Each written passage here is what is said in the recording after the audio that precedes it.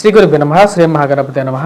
ధనుసు రాశి వారికి ఈ రాబోతున్నటువంటి కొత్త సంవత్సరాల్లో క్రోధినామ సంవత్సరాల్లో గురుగ్రహ సంచారం అనేది మే 1వ తారీఖున జరగబోతుంది అన్నమాట.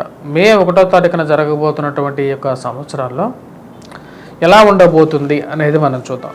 గురువు పంచమంలో ఉన్నప్పుడు ధనుసు రాశి వారికి అత్యంత యోగకారకుడు అన్నమాట. రేపు మే 1వ తారీఖు నుంచి గురువు పంచమం నుంచి షష్టమంలోకి మారబోతున్నాడు.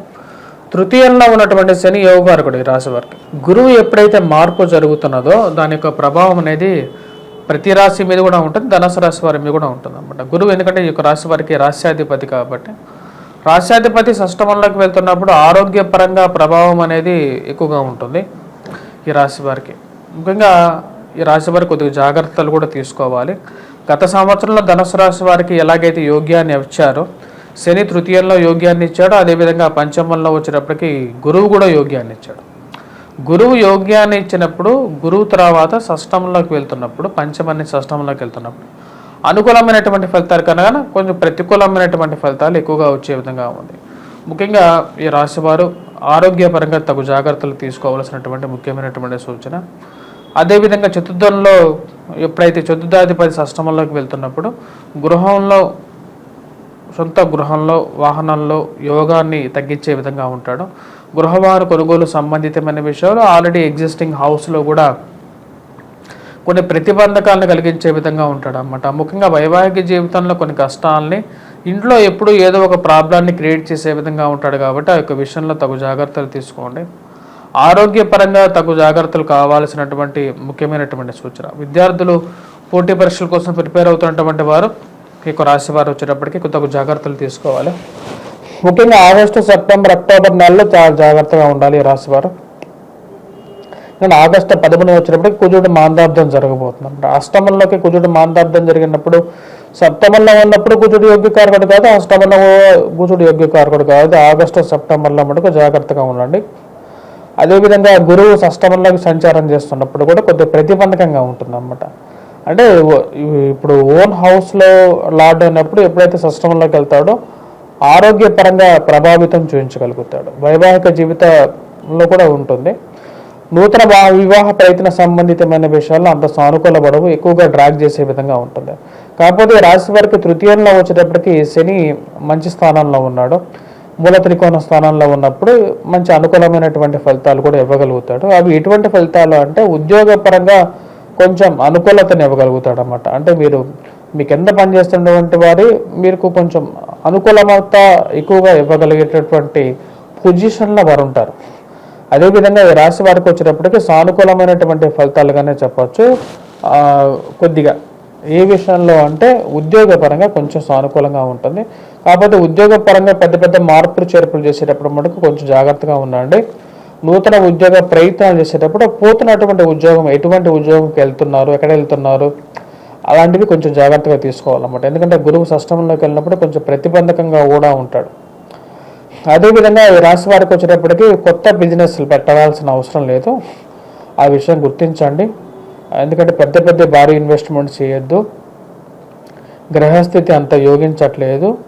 గురువు షష్టమంలోకి వెళ్తున్నప్పుడు ప్రతిబంధకంగా ఉంటుంది కాబట్టి జాగ్రత్తగా ఉండాలి. అదేవిధంగా ఈ రాశి వారికి వచ్చేటప్పటికి మిగతా విషయాల గురించి మనం మాట్లాడినప్పుడు కొత్తగా వాహనం కొనాలన్నా సరే, లేకపోతే సెల్ఫ్ డ్రైవింగ్లోనూ కొంచెం జాగ్రత్తలు అనేది చాలా ముఖ్యం. ఆరోగ్యాన్ని ఎక్కువగా పరిరక్షించుకోవాలి ఈ రాశివారు. మరియు అదేవిధంగా ఈ రాశి వారికి సంవత్సరం ఎండింగ్లో జరగబోతున్న ఇంకొక ఇంపాక్ట్ అనేది ఒకటి ఉందన్నమాట. అదేంటంటే అర్ధాష్టమ శని ప్రభావం అనేది స్టార్ట్ అవబోతున్నది. తృతీయంలో ఉన్నటువంటి శని అంటే మీనరాశిలోకి శని సంచారం జరగబోతుంది అన్నమాట.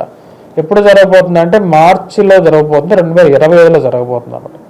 సో మన తెలుగు సంవత్సరాది ప్రకారంగా మన పంచాంగంలో అంటే మన బంగారవారి పంచాంగం అనేది, గంటల పంచాంగం అనేది ఉంది. మీరు అక్కడ కూడా డౌన్లోడ్ చేసుకోవచ్చు. బంగారవారి.com అనేది వెబ్సైట్లో ఉంటుంది. సో మీరు ఆ పంచాంగంలో చూడవచ్చు. ఈ యొక్క సంవత్సరంలో 2025 వచ్చినప్పటికీ ఈ యొక్క ఎప్పుడైతే శని సంచారం అనేది చతుర్థంలో జరిగితే దాని యొక్క ప్రభావం అనేది వీరి మీద ఎక్కువగా ఉంటుంది. ముఖ్యంగా వచ్చేటప్పటికి ఎఫెక్ట్ ఎలా ఉంటుంది అంటే అర్ధాష్టమ శని ప్రభావం అనేది స్టార్ట్ అవుతుంది. ధనుసు రాశి వారికి వచ్చేటప్పటికి అది మిశ్రమాన్ని ఎక్కువగా ఇస్తుంది. ఇటు పక్క ఎందుకంటే గురువు వచ్చేటప్పటికి షష్టమంలోకి వెళ్తున్నాడు. అదేవిధంగా మనం చూసినట్లయితే ఇక్కడ కుజుడు వచ్చేటప్పటికి ఆగస్టు సెప్టెంబర్లో నీచత్వం పట్టబోతున్నాడు. అదేవిధంగా శని వచ్చేటప్పటికి చతుర్థంలోకి రాబోతున్నాడు. దీని ప్రభావం అయితే ధనుసు రాశి వారికి సామాన్యమైనటువంటి ఫలితాలు ఆరు మిశ్రమమైనటువంటి ఫలితాలుగా చెప్పవచ్చు. ముఖ్యంగా ఎవరి మీద ఈ ప్రభావం ఎక్కువగా ఉంటుందంటే వివాహ ప్రయత్నాలు సంబంధితమైన విషయాల్లో ఉంటుంది. విద్యార్థులు ఎవరైతే పోటీ పరీక్షల కోసం ప్రిపేర్ అవుతున్నారో వారి మీద కూడా ఉంటుంది. కాబట్టి విద్యార్థుల మటుకు కష్టపడి చదవవలసినటువంటి ముఖ్యమైనటువంటి సూచన. విద్యా సంబంధితమైన విషయాల్లో పనిచేస్తున్నటువంటి వారు టీచర్సు, ప్రొఫెసర్స్ వీరి మీద కూడా ఈ ప్రభావం అనేది ఎక్కువగా ఉంటుంది. సో ఆ విషయాల్లో కూడా తగు జాగ్రత్తలు తీసుకోవాల్సినటువంటి ముఖ్యమైనటువంటి సూచన. అదేవిధంగా ప్రింట్ అండ్ ఎలక్ట్రానిక్ రంగం మీడియాలో ఉన్నటువంటి వారు కూడా కొద్దిగా జాగ్రత్తగా ఉండాల్సినటువంటి ముఖ్యమైనటువంటి సూచన. నూతన మార్పు చేర్పులు చేసేటప్పుడు జాగ్రత్తగా చేయాలి ధనుసు రాశి వారు.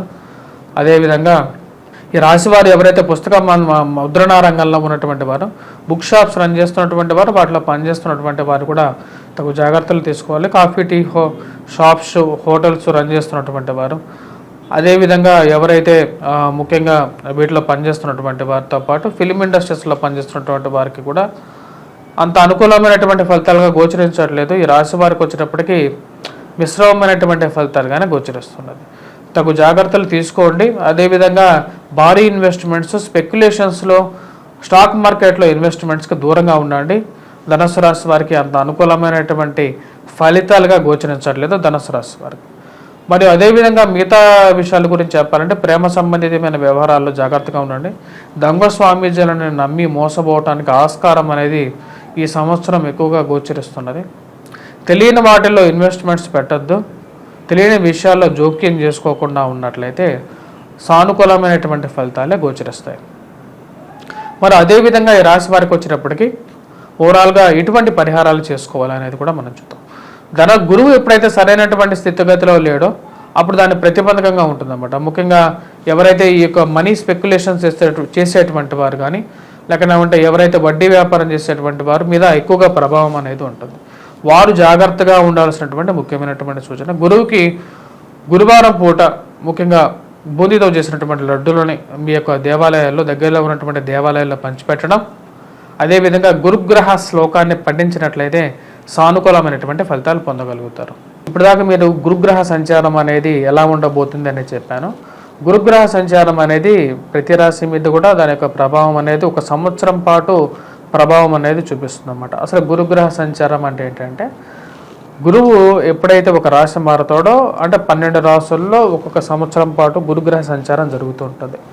ఎప్పుడైతే గురుగ్రహ సంచారం జరుగుతుందో అప్పటి నుంచి మనకు గురువు పుష్కరణి, అందుకంటే గురువు ఒక నదిలోకి, అంటే మనకు 12 జీవనదుల్లో ఒక్కొక్క నదిలోకి గురువు ఆ యొక్క నక్షత్రంలో మారినప్పుడు, అంటే ఆ రాశిలోకి మారినప్పుడు మనకు పుష్కరాలు రావటం అనేది జరుగుతుంది. శుభ పుష్కరణ స్థానంలోకి వెళ్తాడనమాట. అంటే మనకు ముహూర్త బలంలో కూడా చెప్తాం అన్నమాట. ఏంటంటే గురువు శుభ పుష్కరణలో ఉన్నప్పుడు దాని యొక్క బలం రీత్యానే మన ముహూర్తం పెట్టడం అనేది జరుగుతుంటుంది అన్నమాట. అదేవిధంగా మన జాతక రీత్యా కూడా, అంటే గోచార రీత్యా, జాతక రీత్యా కూడా గురువు యొక్క స్థానం అనేది వేరే విధంగా ఉంటుంది.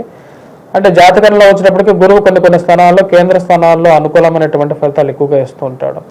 కానీ గోచారాల్లో వేరే విధంగా ఉంటుంది అన్నమాట. నేను ఇప్పుడు దాకా మీకు దాని గురించి ఎక్స్ప్లెయిన్ చేశాను.